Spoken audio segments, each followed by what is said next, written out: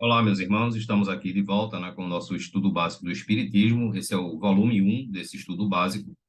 Estamos aqui no módulo 3, iniciando na doutrina. Roteiro número 7, perante os trabalhos na Casa Espírita. Essa é a aula na sequência de número 69. Bom, um tema, não é, que nós incluímos aqui nesse estudo, nesse módulo 3, e que também é um tema importante, não é, para aqueles que estão começando no Espiritismo, para aqueles iniciantes, né, aqueles que desejam passar a frequentar, digamos assim, uma casa espírita, é, e assim, até para ter um conhecimento, não é? É como se comportar perante os trabalhos. Nós tivemos um assunto nas aulas passadas da postura, né, que nós devemos ter dentro de uma casa espírita, né? Falamos da questão da vestimenta, não é? Do silêncio, do comportamento, não é? Do respeito que tem que se ter ao templo espírita, né? À casa espírita, como se tem à Igreja Católica, ao templo evangélico, enfim, em qualquer local, né? Onde exige ali o silêncio, o respeito, não é? A compenetração, a concentração.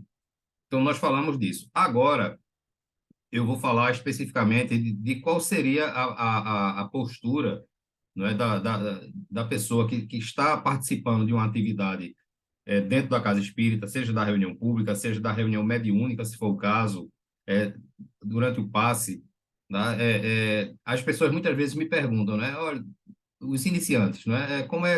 O que se deve fazer na hora de tomar o passe? O que se tem que fazer quando está se participando de uma reunião mediúnica? O que é que a gente pensa? O que é que a gente faz? Aí, mediante essas perguntas, eu resolvi incluir esse tema aqui, né, nesse nosso estudo, tá?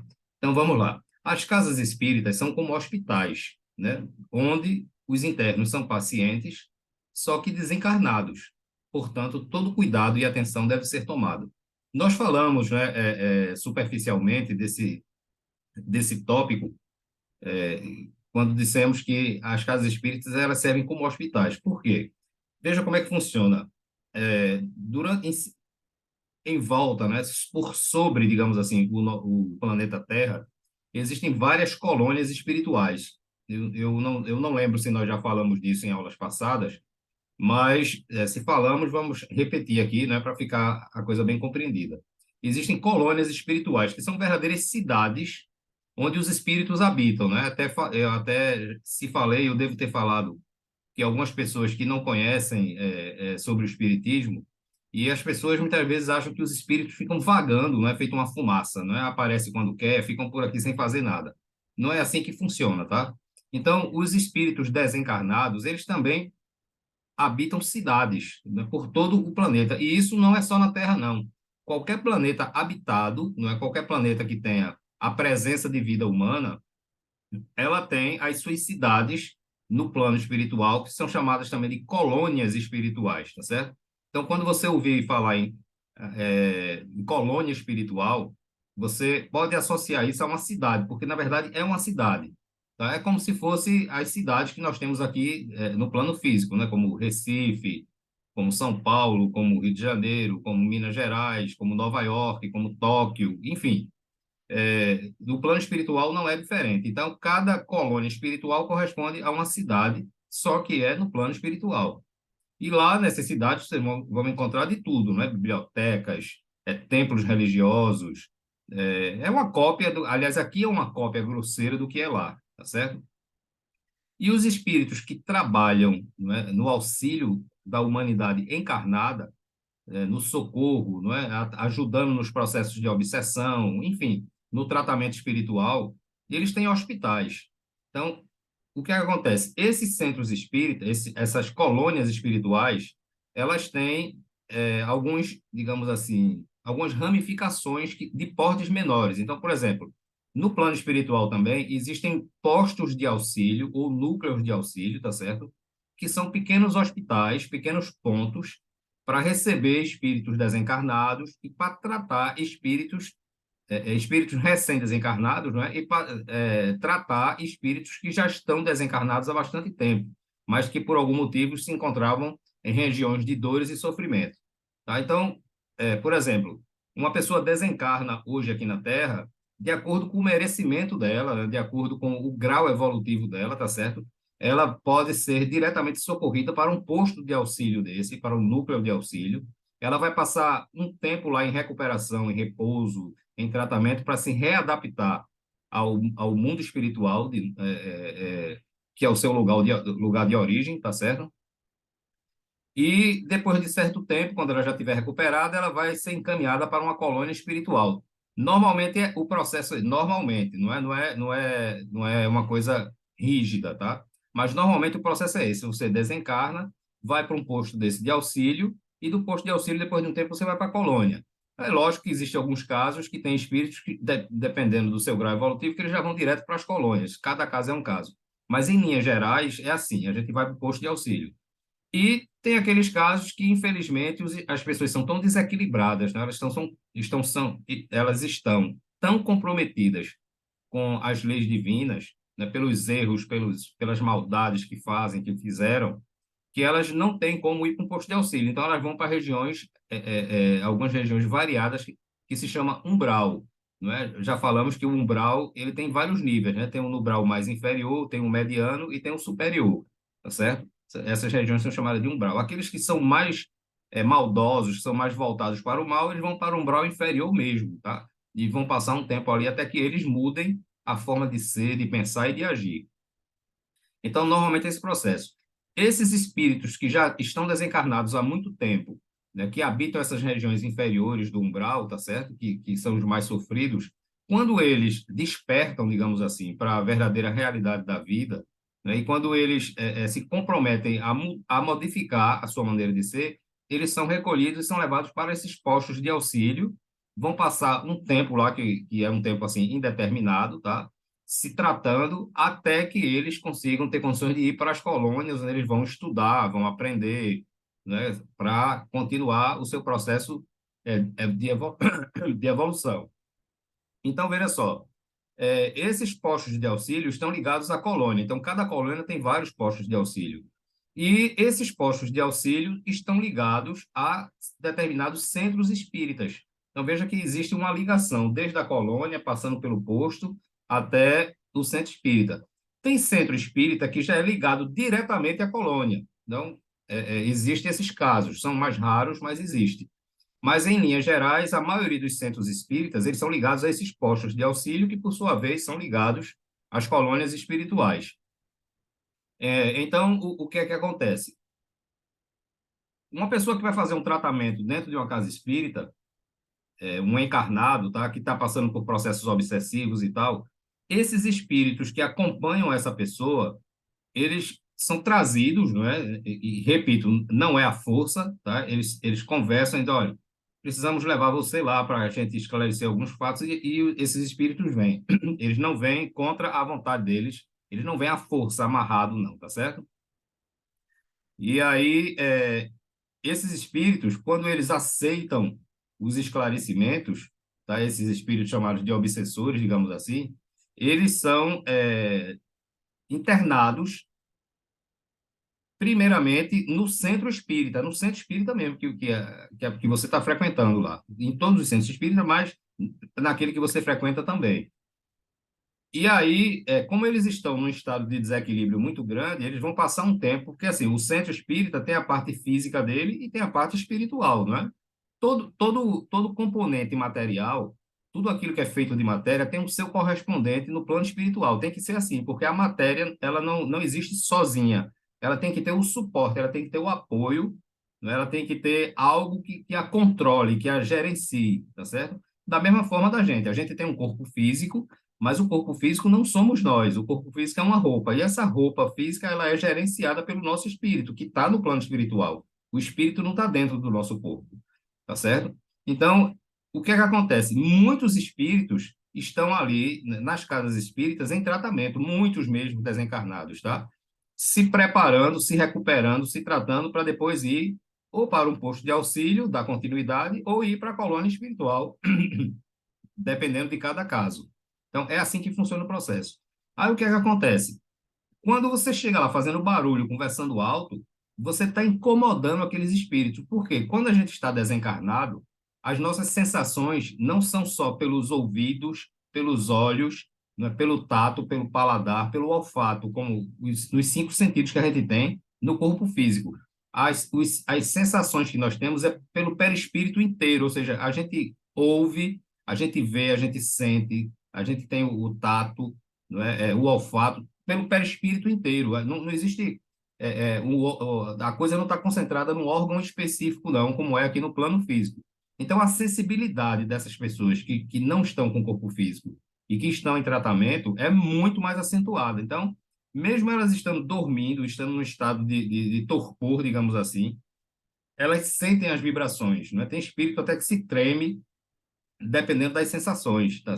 Que eles estão sentindo. Então, você, no lugar de contribuir para a melhora daquela pessoa, você está prejudicando o tratamento dela, a recuperação dela. Então, é importante se manter sempre o silêncio, evitar conversas chulas, né? Evitar assuntos que realmente não condizem com o momento em que você está ali, né? No ambiente em que você está. Nós falamos isso, inclusive, nas aulas passadas, tá certo? Então, é importante que o iniciante ele tenha essa compreensão de que ali é um hospital onde não só se trata os encarnados, né, mas principalmente os desencarnados. Então, todo cuidado deve ser tomado, tá certo? Muitos internos estão em delicada situação e determinadas vibrações podem prejudicar o equilíbrio dos mesmos, aquilo que a gente falou. Então, por exemplo, se há um espírito familiar, digamos, um pai, uma mãe, um irmão, um amigo, um marido, uma esposa, um filho, seja lá o que for, essas pessoas, pelo fato de estarem desencarnadas, não significa que elas se perderam da gente.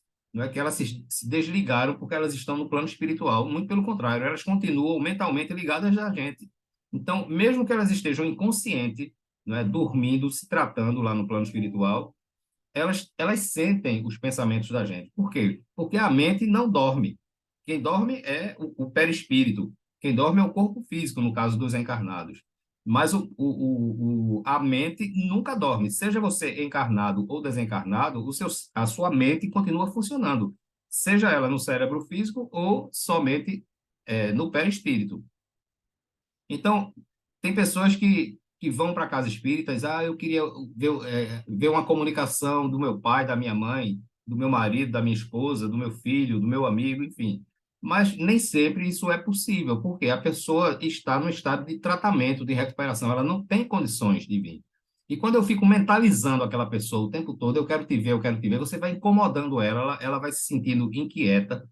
Repito, mesmo ela estando dormindo, ela sente isso, né? Então ela começa a sofrer, tá certo? Porque a gente não consegue controlar o nosso egoísmo e respeitar, dizer assim, olha, eu estou com saudade de fulano, eu amo fulano, gostaria muito de ter um contato com ele, até para ter certeza de que a vida continua mesmo, tá certo? Quem não gostaria disso? Todo mundo gosta.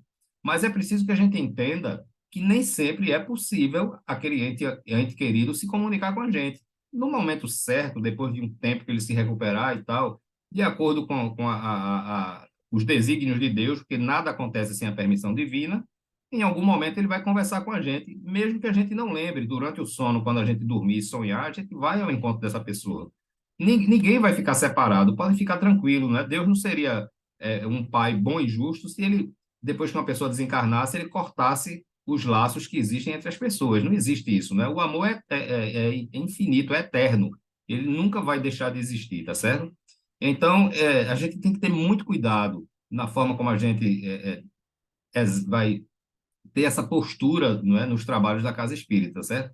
Então, não fique pensando no seu ente querido o tempo todo, tá certo? Na casa espírita, para que você, no lugar de demonstrar amor para ele, você o perturbe, né? No lugar de você fazer o bem, você está prejudicando aquela pessoa. O ideal é sempre estar com a mente em equilíbrio, sem emitir vibrações deletérias. Silêncio e bons pensamentos devem ser uma constante. O que é que eu faço? Como a mente da gente divaga demais, né? A mente da gente voa, quando eu vou à casa espírita, que eu não tenho nenhum assunto, não sério, e eu chamo de assunto sério, é aquele assunto que é concernente ao trabalho dentro da casa espírita. Ou seja, quando eu não estou fazendo nada e estou só esperando que comece o trabalho, o que é que eu faço? Eu ando sempre com um livro, tá? Um livro que eu estou lendo em casa, eu ando sempre com ele, porque eu estou no trabalho, aí tem uma hora de almoço, tem uma folga, eu vou lá e dou uma lida. né? Eu estou no ônibus, aí demora a chegar. Se eu estiver sentado, que hoje em dia você pegar o ônibus para sentar é a coisa mais difícil do mundo, né? Mas às vezes acontece, dá sorte. E aí você lê um livro. Enfim, você está numa fila esperando para ser atendido no médico ou em qualquer outro estabelecimento. Aí eu estou lendo lá, porque o tempo passa e você não fica aflito, você está ocupando a sua mente. E quando eu vou para uma reunião espírita, que eu estou lá e não tenho o que fazer, eu sento, procuro um lugarzinho lá no salão onde vai ocorrer o evento, tá certo? E fico lá lendo meu livro sossegado, pronto. Isso o que é que eu faço? Eu estou estudando, estou lendo, estou ganhando tempo e, ao mesmo tempo, estou mantendo a minha mente sem emitir vibrações deletérias. Por quê? Porque eu estou concentrado na minha leitura. Então, essa é uma dica boa. Leve um livrozinho que você está lendo em casa e fique lá lendo. Olha, você não vai perturbar ninguém, nem encarnado, nem desencarnado, e ainda vai contribuir, não é, para o tratamento das pessoas encarnadas e desencarnadas ali do centro, tá? Durante as preces, sempre mentalizar os irmãos desencarnados que lá se encontram emitindo boas vibrações. Então, tem pessoas que quando estão orando e sabem que estão passando por um processo obsessivo, elas pedem, meu Deus, afasta de mim esses espíritos inferiores que me perturbam. Não, não é pela sua prece que você vai afastar ele, não. E lembre-se, um espírito obsessor já foi um grande amigo seu, já foi um parente seu, tá certo? Ele está ligado a você porque ele tem um vínculo com você do passado, ele não é um estranho, não. Então, se a gente quer realmente melhorar, né, se a gente quer exercitar e pôr em prática a nossa reforma moral, a gente tem que exercitar o perdão. E no lugar de a gente pedir para afastar aqueles espíritos, a gente pede para que o anjo de guarda dele, porque todo mundo tem um anjo de guarda, inclusive o obsessor. Envolva aquele irmão naquele momento ali, transmita para ele uma sensação de paz, de harmonia. A gente pede perdão a ele, embora a gente não saiba o que foi que a gente fez, mas a gente fez algo sim que o prejudicou. É por isso que ele está ali querendo se vingar, tá certo? Então você procure emitir bons pensamentos para ele, boas vibrações. É aquilo que Jesus ensinou: retribua o mal com o bem. É assim que a gente vence, é assim que a gente cresce. Tá? Então, na hora das preces, você pede para aquelas pessoas que você sabe que estão lhe obsediando, não é? Você pede para um parente desencarnado, você ajuda ele dessa forma, e você pede também, eu também peço na hora da prece, na hora que uma pessoa está fazendo a prece, eu me concentro, né? Porque todo o trabalho dentro do centro espírita começa e termina com uma prece. Então, na hora daquela prece, eu mentalizo primeiramente os irmãos desencarnados, não é, que eu ofendi, que eu prejudiquei no passado, que eles recebam aquelas energias de paz que estão sendo transmitidas ali naquele momento. Eu peço pelas pessoas que eu soube ou que eu presenciei que se acidentaram, né, que desencarnaram recentemente. Eu peço por todos os espíritos que estão em tratamento ali dentro daquela instituição, tá certo? Por quê? Porque a gente funciona como um transmissor. Então, a pessoa que está fazendo a prece lá na tribuna, na hora que eu me concentro na prece, eu sintonizo com ela e a energia da prece que ela está fazendo, eu passo a distribuir como se eu fosse uma antena. E é assim que a coisa funciona. Esse é o procedimento do verdadeiro espírita, tá certo? Lembremos que espíritos ligados a nós, dessa ou outra existência, podem estar sendo tratados da mesma forma. Então, é aquilo que eu falei. A concentração, a prece, não é? O respeito, a postura adequada, ela também vai beneficiar pessoas que estão ligadas a nós e que se encontram em tratamento ali, naquela casa espírita, tá certo? Ninguém vai para uma casa espírita por acaso, né? Ah, não, mas eu fui ali porque era mais perto. Sim, você foi porque era mais perto, mas os espíritos que estão vinculados a você estão naquela casa ali, que você vai passar a frequentar. E é ali que vai continuar o vínculo com você, tá certo? Não participe de atividades se não estiver emocionalmente bem. Então, por exemplo, você que é um iniciante, porque eu falei na aula passada, ou foi na anterior, não lembro, quais são as atividades indicadas para quem está começando dentro da casa espírita. Mas tem centro espírita que chama as pessoas para participar de reunião mediúnica, não deve fazer isso, mas infelizmente acontece. Até para aplicar passe, mesmo sem ter estudado, sem ter feito um curso de passe nem nada, sem ter estudado os princípios básicos do espiritismo, tem centro que faz isso. Paciência, não é? É errado, mas também não é um crime, tá certo? Não é alguma coisa digna de perseguição, de crítica, enfim. É errado, mas acontece. Não é uma coisa do outro mundo. Então, se você não está bem, se você não está se sentindo bem, para você doar alguma coisa, ou seja, você não está conseguindo nem receber para você, como é que você vai doar, tá certo? Para você fazer alguma coisa, você tem que estar bem. Então, se você tem a consciência de que você não está bem, é melhor você não participar da atividade. Agora, a gente tem que ter cuidado, porque uma coisa que acontece muito, por exemplo, uma pessoa iniciante que está fazendo um tratamento espiritual, aí no dia da reunião, pode observar, sempre vai acontecer alguma coisa. A pessoa tem um mal-estar, está com um pressentimento ruim, alguma coisa. Isso não é coincidência, não. É porque os espíritos obsessores, eles sabem que se você continuar com perseverança, fazendo o seu tratamento espiritual ali, você vai se libertar, não é, da ligação mental que você tem com ele. E ele não quer isso, isso não é interessante. Ou seja, o tratamento espiritual não é uma coisa boa para o espírito obsessor, porque ele quer permanecer ligado a você, lhe dominando, lhe controlando e infernizando a sua vida. Isso é o que ele quer. Então, para ele, não é interessante que você vá. Aí o que é que acontece? Quando chega no dia da reunião, às vezes até um dia antes, ou 2 dias antes, é muito comum acontecer isso, 48 horas antes, ele já começa a investir mais em você, a acentuar, não é, a influência que ele exerce sobre você, para que você comece a se sentir mal e você não vá para a reunião. Diz, poxa, eu não tenho condições de ir para essa reunião hoje, hoje eu não vou assistir reunião pública, eu não vou tomar passe, eu estou me sentindo mal. Aí você falta.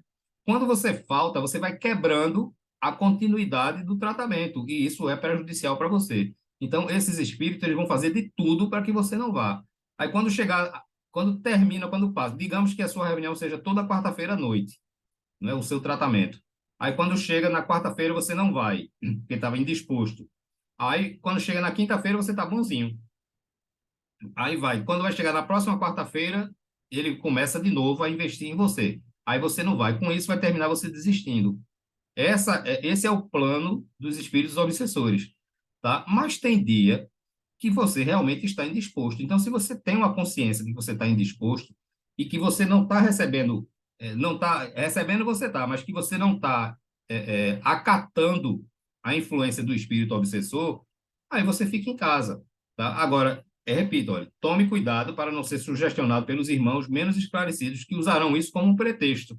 Então, eles vão ficar insistindo no caso, toda quarta-feira, né? Digamos que a reunião seja na quarta-feira, para que você não vá fazer o seu tratamento espiritual, não vá assistir à reunião pública, tá certo?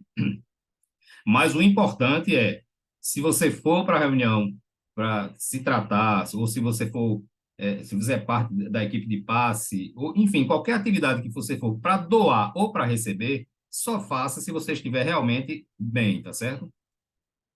Na hora do passe, na hora que você estiver recebendo o passe, procurar manter o pensamento em Deus, em Jesus, ou em algum benfeitor espiritual que você conheça, pedindo pela prece as bênçãos dos fluidos que você está recebendo ali.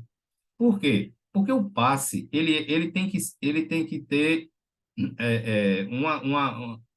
ele é uma ligação em dupla, tá certo? É o pensamento de quem dá o passe, tem que se ligar ao pensamento de quem recebe. Se eu estou aplicando o passe, não é? E estou ali emitindo bons pensamentos para a pessoa que está recebendo, e a pessoa que está recebendo está desconcentrada, não está interessada ou não acredita nada daquilo, está ali porque é o jeito, essa pessoa não está receptiva. Então a energia vai bater nela, mas não vai ficar, não vai ter uma durabilidade ali. Por quê? Porque a energia que eu emiti para ela não encontrou um campo de recepção. Então ela se dispersa, ou seja, eu estou recebendo, é como se eu tivesse recebendo um copo de água, né, para refrescar o meu corpo, no lugar de receber uma caixa d'água, né, para me lavar mesmo e refrescar o meu corpo. Por quê? Porque eu não estou receptivo, tá? Então, na hora da prece, pare de pensar na novela, pare de pensar no filme, no trabalho, no jogo que você tem que assistir, do que vai passar na televisão, qualquer coisa. Nada disso importa naquele momento ali. Aliás, é aquilo que eu falei. Quando você está no centro espírita e você vai passar 1 ou 2 horas no máximo ali, uma vez por semana, procure se concentrar naquelas 2 horas que você está ali. Esqueça o resto. Não é? Quando você sair de lá, você volta a pensar nas outras coisas que são de seu interesse. Mas, principalmente na hora de você receber o passe, se concentre, faça uma prece também, tá certo? Pense em Deus, pense em Jesus. Tem pessoas que dizem assim, na hora que você faz uma prece, você pensa em quem? Depende. Tem horas que eu penso em Deus, tem hora que eu penso em Jesus, tem hora que eu penso em Maria de Nazaré, tá certo? Que eu tenho uma admiração e um carinho muito grande por esse espírito. Né? Tem hora que eu penso no meu anjo guardião, né? Tem hora que eu penso em algum benfeitor espiritual, ou seja, eu também estou concentrado, que o nome concentrar já está dizendo isso, é você direcionar, é focar o pensamento em alguma coisa, não é? Concentrar não é deixar de pensar em alguma coisa, como algumas pessoas pensam, né? Ninguém consegue deixar de pensar em nada. Até na hora que eu penso em não pensar em nada, eu já estou pensando em não pensar em nada, ou seja, eu só consigo concentrar o pensamento, mas ficar sem pensar é impossível, tá? O tratamento espiritual pode não ser visível aos olhos físicos, mas com certeza está sendo realizado. A fé é o fator principal nessa situação. Então, é aquilo que eu falo, se eu vou tomar o passe ali, se eu vou fazer um tratamento, mas não dou credibilidade àquilo, estou indo porque meu pai pediu, minha mãe pediu, minha esposa pediu, só para não contrariar, mas não tem... essa pessoa não está receptiva, ela é refratária. Não é no lugar dela ser receptiva, ela é refratária, tá? Então, tem que ter fé, senão não adianta.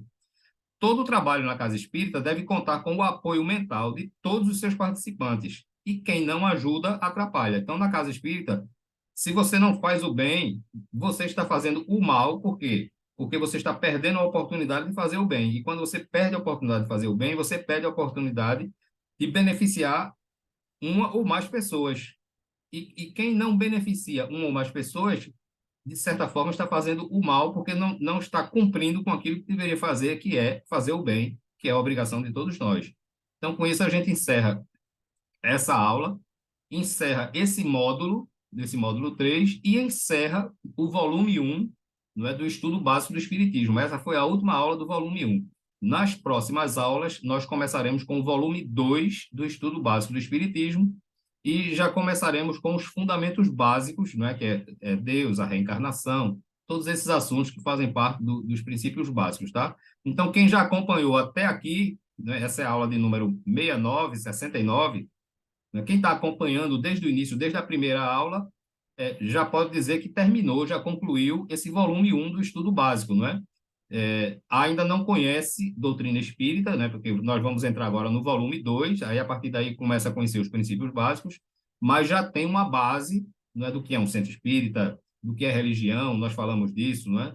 Das questões filosóficas, da metodologia de Kardec, falamos de como surgiu o espiritismo, não é? Da importância do século XVIII, não é? Qual o papel em cima disso. Enfim, nós falamos são 69 aulas que nós demos aqui nesse volume 1, tá certo? E com certeza já deu para colocar aquelas pessoas que estão iniciando, que não conhecem o Espiritismo, já deu para colocar, digamos assim, os pés no chão, tá? Então, o volume 2 agora já é mais aprofundado, né? E ele não só... todos os módulos são para todas as duas pessoas, para o espírita experiente e para o iniciante, tá? Mas esse volume 1, ele é mais voltado para as pessoas que estão iniciando.